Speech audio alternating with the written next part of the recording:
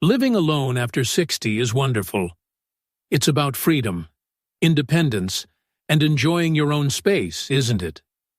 But let's be honest, sometimes a little worry creeps in, doesn't it? You might think, what if something happens when I'm here by myself? It's a natural thought. We all want to feel safe and prepared, no matter our age or living situation. The good news is, living alone doesn't mean you're helpless in an emergency. Far from it. In fact, taking just a few simple, practical steps right now can make a world of difference. These aren't complicated things. They're just smart ways to set yourself up for safety and peace of mind. Let's talk about 5 key preparations you can make today to feel more secure and ready for anything life might throw your way. First things first, let's talk about your health information. Imagine this. Something unexpected happens, and emergency responders arrive at your home. They need to know critical things about you, and they need to know them fast. This is where your quick health profile comes in. Think of it as a snapshot of your most important medical details, easily accessible. What kind of information are we talking about?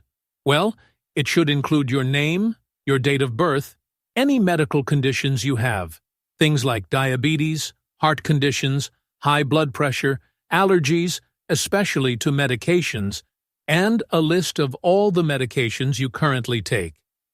Don't forget over-the-counter meds, vitamins, and supplements, as they can sometimes interact with other treatments. It's also smart to include the dosage and how often you take them. Knowing your primary doctor's name and phone number is also crucial. If you have any implanted medical devices, like a pacemaker, that's vital information too. And if you have specific wishes about your care or any advance directives, having a note about where to find those can be helpful, although the immediate focus is usually on life-saving information. Now, where should you keep this profile? It needs to be somewhere obvious, somewhere emergency personnel are trained to look. The refrigerator door is a classic spot for a reason. It's usually in the kitchen, a main entry point or gathering area in an emergency, and easy to spot. You can put the information inside a clear plastic baggie or envelope and tape it securely to the front of the fridge. Another good spot is on your nightstand, right next to your bed, where you're likely to be if something happens during the night. Some people choose to keep it in a clearly marked envelope near their front door. The key is consistency and visibility. Tell your emergency contacts where you keep it. We'll talk more about them next. And maybe even put a small, bright sticker on the fridge or door frame indicating emergency health info here, if you want to be extra sure. Creating this profile doesn't have to be fancy. You can simply type it up or even write it neatly on a piece of paper. The important part is that it's clear, readable, and up to date. Make sure to review it every few months or whenever your medications or health conditions change. Why is this so important? In an emergency, you might be unable to speak, confused, or unconscious. Having your critical health information readily available allows paramedics and doctors to make faster, more informed decisions about your care. It helps them avoid giving you medication you're allergic to, or understand potential complications based on your existing conditions.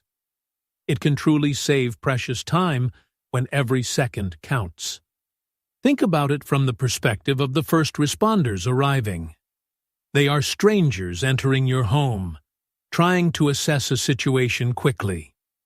Finding a clear summary of your medical history is like finding a roadmap in the dark. It guides them directly to what they need to know about you specifically. It helps them provide the right kind of help, tailored to your body and its needs. Taking the time to gather this information, write it down clearly, and place it in a visible, accessible spot is a foundational step in preparing for the unexpected when you live alone. It's a simple act, but it speaks volumes about taking charge of your own safety and ensuring that even when you can't speak for yourself, your essential health story is told accurately and quickly to those who are there to help you. So, grab a piece of paper or open a document on your computer, list out those key medical details, and decide on that prime spot for your quick health profile. It's a small step, but it's a giant leap for your peace of mind and safety. And remember to let someone you trust know where it is. That brings us to our second crucial step, identifying your emergency contacts and making sure they are truly prepared contacts. Living alone doesn't mean being isolated. It means being independent, yes, but a strong network of support is part of being prepared. Who would you want to be the first person called if something happened? This should be someone reliable, someone who lives relatively close by if possible, and someone you trust implicitly. It could be a family member, a close friend, or even a trusted neighbor. Ideally, have more than one person on your list. Maybe your primary contact is a daughter who lives an hour away, but your secondary contact is a neighbor right next door who has a key. Having options is always wise. Once you've chosen your emergency contacts, the next vital step is to talk to them. Don't just list their names and phone numbers. Have an open conversation. Explain that you're creating an emergency preparedness plan because you live alone and want to be responsible and safe. Tell them you've chosen them as a key part of this plan. Discuss what kind of situations might require them to be contacted. Share your quick health profile information with them, or at least tell them where to find it in your home. This is incredibly important. If emergency services contact your emergency person, that person can immediately relay crucial medical history, allergies, and medications to the responders. This can be life-saving information, bridging the gap until more detailed records can be accessed. Make sure they know your address clearly. Sounds obvious, but confirming it doesn't hurt. Give them a spare key to your home. This is a big one. If you fall or are unable to get to the door, emergency services or your contact person might need to get in quickly. Hiding a key outside isn't always secure or easy to find quickly in a panic, especially for someone who doesn't live there. Giving a trusted contact a key is much safer and more efficient. Show them where you keep your quick health profile. Make sure they understand that in an emergency, their role might be to get to your house, let responders in, provide them with your health information, and stay with you or advocate for you until family arrives or you're stable. Discuss their availability. Is there a time they are typically unreachable? Is there a better secondary contact for those times? Having these conversations beforehand removes guesswork and potential delays during a crisis. Consider setting up a regular check-in system with at least one of your contacts. Maybe it's a daily phone call at a certain time, a text message saying, "I'm okay," or even just an agreement that if they don't hear from you by a certain hour, they'll try calling. If you don't answer after multiple attempts, that's their signal to check on you or call for help. This simple routine can provide immense peace of mind for both you and your contact. It creates a safety net without being overly intrusive. For neighbors, a simple agreement like, "If my blinds aren't open by 9 a.m., give me a call," can be effective. Building this network isn't just about having names on a list. It's about creating active, informed relationships that function as a safety net. Your emergency contacts are your first line of support outside of the emergency services themselves. They are the people who know you, care about you, and can act on your behalf when you can't. Taking the time to choose them wisely, talk to them openly, and equip them with the necessary information and tools, like a key, is a fundamental step in feeling secure and supported while living independently. It transforms them from just a contact name into a vital part of your personal safety plan. And remember, this is a two-way street. Offer to be a contact for them, too, if appropriate. Building a community of support makes everyone feel safer. Moving inside your home, our third step is creating a home safety map. This isn't a literal map drawn on paper, but rather a careful look at your living space to identify and minimize potential hazards. Your home should be your sanctuary, a place where you feel most secure, and ensuring its physical safety is a critical part of emergency preparedness, especially preventing falls. Falls are a major reason seniors end up in the emergency room. Many falls happen right in your own home due to simple, fixable things. Let's walk through some common areas and how to make them safer. Start with your floors. Area rugs are notorious tripping hazards. If you have rugs, make sure they have non-slip backing. Better yet, consider removing rugs that aren't essential, especially in high-traffic areas. Check carpets for wrinkles or frayed edges. Clear pathways are essential. Look around your rooms. Are there stacks of magazines, books, or electrical cords running across areas where you walk? Tidy these away. Use cord organizers to keep wires neatly against walls, out of the way. Furniture placement matters too. Make sure there's a clear, wide path between furniture pieces, especially leading to exits or frequently used areas like the bathroom or kitchen.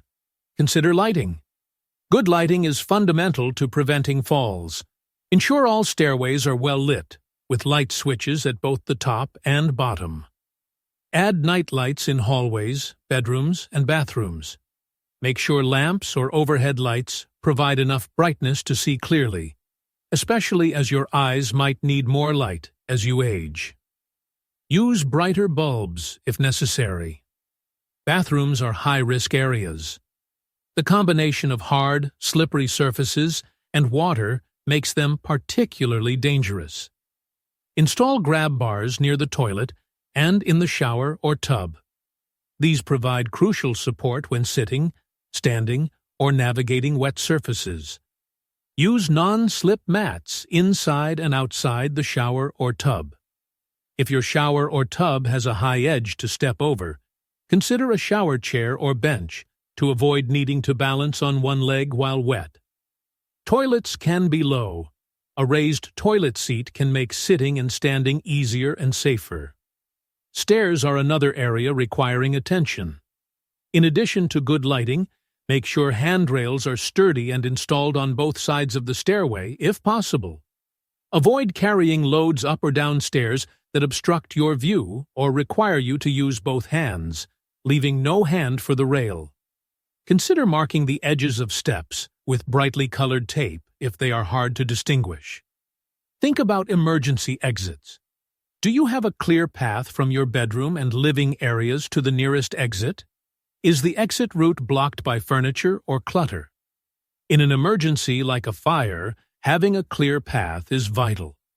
If you live in a multi-story home, consider what you would do if the primary stairs were blocked. While less common, thinking about alternative escape routes or having a plan for sheltering in place in certain emergencies, like severe weather, is part of a comprehensive safety mindset. This home safety map exercise is about being proactive. It's about walking through your home with a critical eye, identifying potential hazards before they cause a problem. It's not about making your home feel sterile or unfamiliar. It's about making smart, often simple, adjustments that significantly reduce the risk of falls and other accidents. A fall can quickly turn into a health emergency, leaving you unable to get help. By making your home safer, you're directly reducing your risk of needing emergency assistance in the first place. Think of it as an ongoing project. Periodically walk through your home and look for new hazards that might have appeared. Maybe a new rug, a rearranged piece of furniture, or a cord for a new appliance.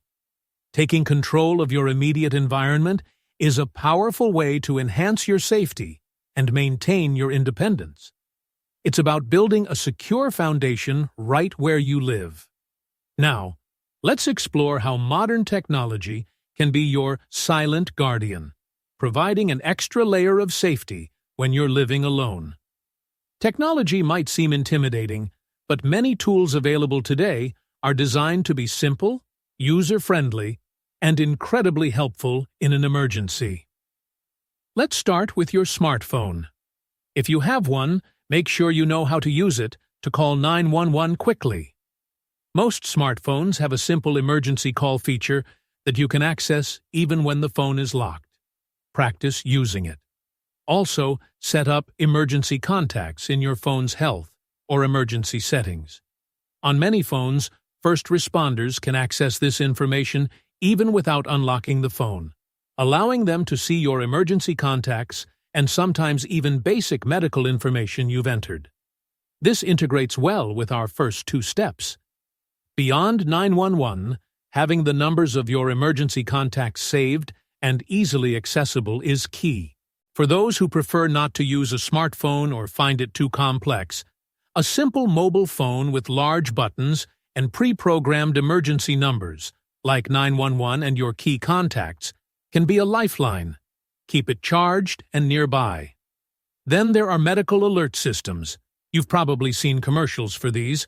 They typically involve a wearable device, a pendant, or a wristband, with a button you can press to connect with a monitoring center. These centers are staffed by trained operators 24/7 who can assess your situation, contact your emergency contacts, and dispatch emergency services if needed. Some advanced systems have fall detection technology. If you fall and can't press the button, the device can automatically detect the fall and alert the monitoring center. This can be incredibly reassuring, especially if you have a history of falls or a condition that increases your fall risk. Medical alert systems come in various forms.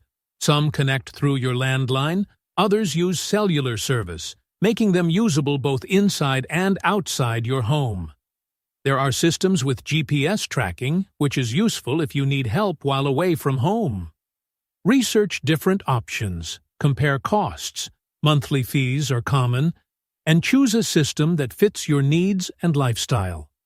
Don't overlook simpler technologies. A smart speaker, like Amazon Echo or Google Home, can be set up to make calls. If you fall or can't reach your phone, you might be able to tell the speaker to call 911 or call Mary, your emergency contact. This hands-free calling capability can be a real asset. Simple motion sensor lights can improve safety by lighting your path when you get up at night. Smart lights can be controlled with your voice or a simple app, ensuring your home is well lit. Even things like video doorbells, while not strictly for medical emergencies, can add a layer of security and allow you to see who's at the door without having to open it, which can be important for overall safety and reducing risk. The key with technology is to choose tools you are comfortable using and make sure they are set up correctly, and you know how to use them in an emergency. Don't get overwhelmed by too many gadgets. Pick one or two that you feel will provide the most benefit for you. Practice using them. Show your emergency contacts how they work. Technology isn't a replacement for personal connections or emergency services, but it can be a powerful supplement, acting as a silent guardian always ready to help you connect with the outside world when you need it most. It's about leveraging the tools available today to enhance your personal safety network and provide that extra layer of security. Finally, let's talk about having an emergency action plan. This isn't about complex strategies, but rather about knowing the basic steps you should take in common emergency situations before they happen.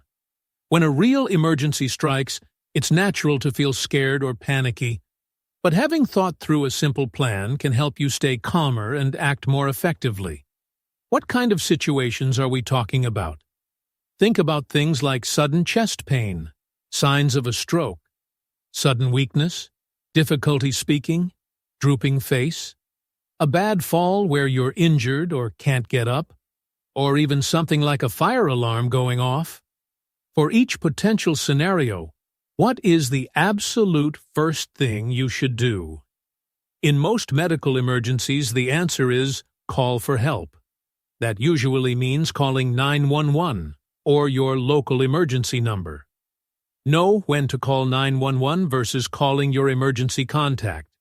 For immediate, life-threatening symptoms like severe chest pain or signs of stroke, 911 is the priority.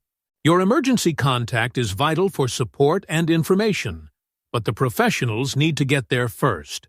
If you call 911, stay on the line. The dispatcher is trained to help you. They will ask you questions to understand the situation and guide you on what to do while help is on its way. They can also keep you company and help you stay calm. Be prepared to state your address clearly. If you live in an apartment building or have a complex address, practice saying it out loud. Also, know your apartment or unit number and any gate codes or specific instructions needed to reach your door. Time is critical in emergencies like stroke or heart attack. Getting help quickly can significantly impact recovery and survival. If you are able, try to unlock your front door. This allows emergency responders to get in without delay if you cannot get to the door. If you live in a building with a security entrance, be ready to tell the 911 dispatcher or your emergency contact how to get in. If you fall and are injured but can't get up, and you don't have a medical alert button nearby, try to reach your phone. Keep a phone on a low table or even carry a lightweight cordless phone with you around the house. If you can't reach a phone, try to make noise. Bang on the floor or wall. Shout for help if you have neighbors nearby. This is where having that trusted neighbor with a key or a regular check-in system becomes invaluable. For non-medical emergencies like a fire alarm, know the quickest and safest escape route. Have a designated meeting spot outside if you had planned to meet someone. If you can't get out, know whether it's safer to stay put and wait for help, like for a fire on a lower floor, or try to escape. Thinking through these scenarios isn't about dwelling on negative possibilities. It's about empowering yourself with knowledge. It's like having a mental checklist. If X happens, I do Y. This preparation reduces the feeling of helplessness in a crisis. It allows you to act instinctively based on a plan you've already thought about. Practice staying calm. This is perhaps the hardest part, but taking deep breaths and focusing on the immediate action, calling for help, stating your address, can make a huge difference. Visualize yourself calmly making the call or getting to a safe spot. Having this mental rehearsal can make it feel less overwhelming if you ever face a real emergency. Your emergency action plan is your personal guide for navigating stressful situations. It gives you a sense of control and confidence, knowing that you have a basic strategy in place to get the help you need quickly and efficiently. It's the final piece of the puzzle in building your comprehensive safety net when living independently. Living alone after 60 is an amazing journey of independence and freedom, and being prepared for the unexpected is a key part of enjoying it to the fullest. These 5 steps, creating your quick health profile, informing your emergency contacts, making your home safer, exploring helpful technology, and having a simple action plan, aren't complicated tasks. They are practical, achievable steps you can take right now to significantly increase your safety and peace of mind. Taking these actions isn't about inviting worry. It's about building confidence and security. It's about knowing that you've done everything you can to prepare for potential challenges, and that you have a system in place to get help when you need it. Don't wait until something happens. Start with one step today. Gather your health information. Call a trusted friend. Look around your living room for tripping hazards. Every small action makes you more prepared and more confident. You deserve to feel safe and secure in your own home, living the independent life you've built. Taking these steps is an investment in your well-being and your future. It's about empowering yourself and connecting with your support network. What preparations have you already made? Do you have questions about any of these steps? Share your thoughts and experiences in the comments below. Your insights can help others in our community. And if you found this information helpful, please subscribe to our channel for more practical, straightforward advice on staying healthy, vibrant, and safe as we navigate this wonderful stage of life together. Let's build a community where we support each other in living our best, safest, and most independent lives.